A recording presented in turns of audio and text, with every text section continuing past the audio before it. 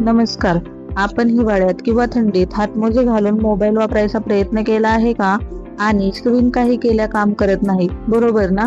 चला तर मग आज त्याचं कारण समजून घेऊ. आपल्या स्मार्टफोन मध्ये कॅपॅसिटिव्ह टच स्क्रीन असतो. या स्क्रीनवर एक पारदर्शक कंडक्टिव्ह थर असतो, ज्यामध्ये सूक्ष्म विद्युत चार्ज असतो. आपण बोट लावतो तेव्हा आपल्या शरीरातील सूक्ष्म वीज त्या चार्ज मध्ये बदल करते आणि स्क्रीन लगेच तुमचा टच ओळखतो. पण जेव्हा आपण सामान्य ग्लोव्ज घालतो ते प्रामुख्याने कापूस, लोकरी किंवा सिंथेटिक फायबरचे असतात. हे पदार्थ इन्सुलेटर असतात, म्हणजेच विद्युत वाहून नेत नाहीत. त्यामुळे तुमच्या बोटांमधला चार्ज स्क्रीन पर्यंत पोहोचतच नाही. परिणाम काय? स्क्रीनला टच झालाच नाही असं वाटतं. यावर उपाय म्हणजे टच स्क्रीन ग्लोव्ज. अशा हातमोज्यांमध्ये कार्बन फायबर किंवा मेटलिक धागे असतात, जे तुमचा चार्ज थेट स्क्रीन पर्यंत पोहोचवतात.